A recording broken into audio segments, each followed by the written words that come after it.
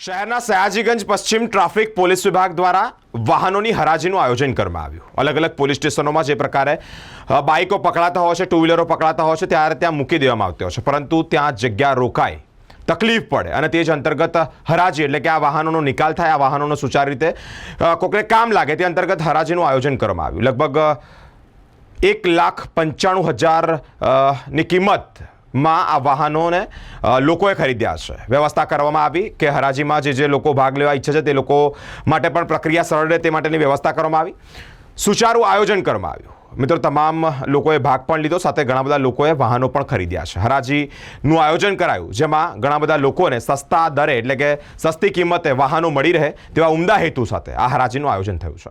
વડોદરા શહેરના પશ્ચિમ traffic police વિભાગ દ્વારા હરાજીમાં વિવિધ પ્રકારના વાહનો જેમ કે મોટરસાઇકલ, કાર અને અન્ય વાહનોની હરાજી વડોદરા ટ્રાફિક પશ્ચિમ વિભાગની કચેરીના સામેના ગ્રાઉન્ડમાં કરવામાં આવી, જે લાંબા સમયથી પોલીસ સ્ટેશનમાં બિનઉપયોગી સ્થિતિમાં વાહનો હતા। ત્યાં હરાજીનો મુખ્ય ઉદ્દેશ આ હતો કે વાહનો યોગ્ય ઉપયોગ થાય, સુનિશ્ચિત કરાય, જાહેર સ્થળોમાંથી અવરોધ દૂર થાય।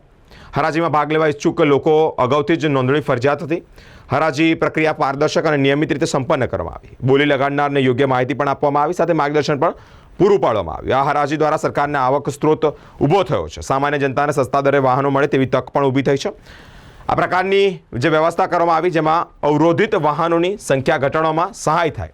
હરાજીમાં કુલ 80 જેટલા ઈચ્છુક ઉમેદવારોએ ભાગ લીધો છે। 38 વાહનોની 1,95,000માં બોલી ફાઇનલ થઈ। હરાજીમાં ટ્રાફિક વિભાગના ડીસીપી જ્યોતિબેન પટેલ, પશ્ચિમ વિભાગના અને ડીએમ વ્યાસ ખાસ ઉપસ્થિત રહ્યા છે। જ્યોતિબેન પટેલ, જેઓ ટ્રાફિકના ડીસીપી છે, તેઓએ વિશેષ માહિતી આપી છે। 195 બોલો, 195 પોણા 3 વાર છેલ્લે, ચલો હાલો 195 3 વાર સેલ માન ચાલુ થઈ જાય।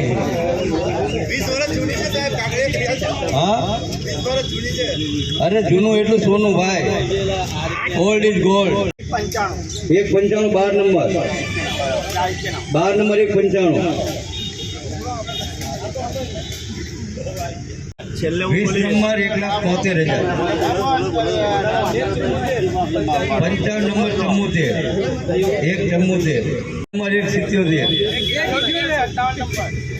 178 નંબર અધિકારીને યોગ્ય લાગે તો કારણો દર્શાવ્યા સિવાય આ માંગણી સ્વીકાર્યું કે ન સ્વીકાર્યું એનો હક ખબર રાખે છે।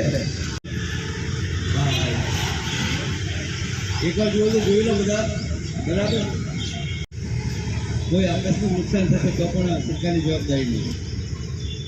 જુદા જુદા સમયે ટ્રાફિક શાખા દ્વારા જે વાહનો ડિટેઇન કરવામાં આવે છે અથવા તો રોડ ઉપર બિનવારસી મળી આવે છે, એવા વાહનોને અહીંયા પશ્ચિમ શાખાના ટોઈંગ સ્ટેશનમાં રાખવામાં આવ્યા હતા।